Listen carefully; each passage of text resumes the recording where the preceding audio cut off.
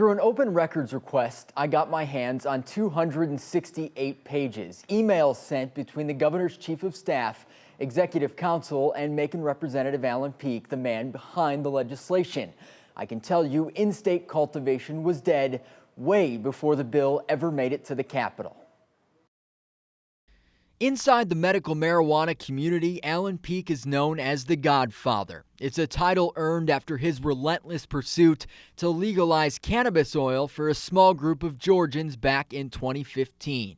But with no way to purchase the oil here, challenges remain. So Peake again this session brought legislation to the table, only it appears the table was already set.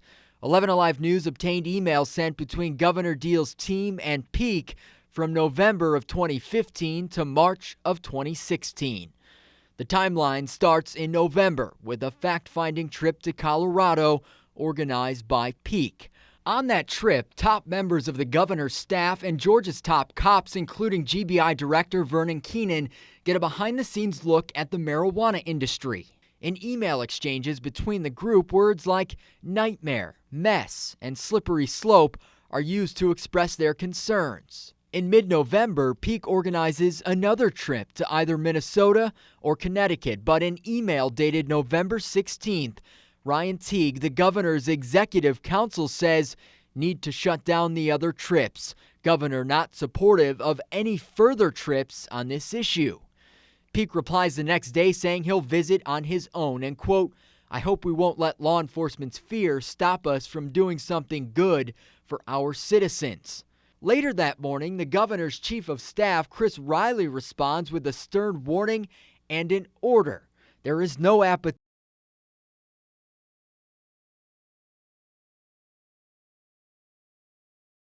legislation on this issue. If you feel the need to continue to pursue this, I am going to need you to step down as a floor leader, because I don't want you to be embarrassed when the governor states this in a public setting and you're left holding the bag. Now you'll see this email shows the governor's mind is already made up, even though it was sent a month before the Georgia Commission on Medical Cannabis had its final meeting. The group created to help guide the governor on this issue. At their last meeting in December, members voted not to grow marijuana in Georgia. Peake eventually stepped down as a House floor leader in late December, citing business priorities and a difference of opinions with the governor on legislation. His in-state cultivation bill is submitted in early January. In an email dated February 14th to the governor's office, Peake asks if, quote, there was some type of discussion on the medical cannabis cultivation issue that might earn the governor's eventual signature and possibly his support. Later that day, Riley responds, Happy Sunday. In light of me heading to church and wanting to spend time with my family, listening to the sermon and applying it to my Christian walk, I am going to refrain from responding to the subject of your email until tomorrow. The past 20 legislative days have been extremely defining and disappointing to the governor personally on this issue. Again, we will reach out tomorrow with an official response. I hope you have a wonderful day. Another exchange a couple days later on February 16th. Riley, the chief of staff, says, as long as this product is a Schedule I narcotic at the federal level, we keep running into too many risks. Peake quickly responds with another plea, strongly advocating for his plan and hoping to work toward a solution. An hour later, Riley ends with, the governor respectfully disagrees as long as this product is a Schedule I narcotic and a violation of federal law to possess.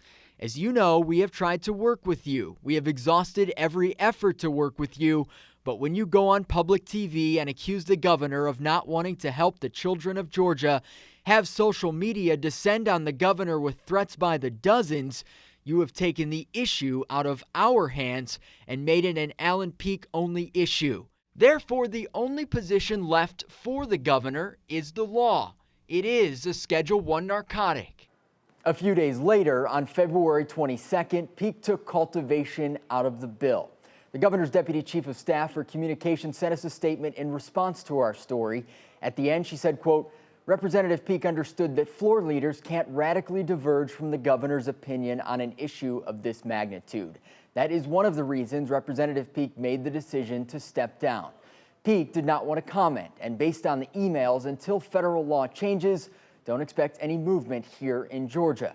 We'll, of course, continue to follow this story. Chris Hopper, 11 Alive News.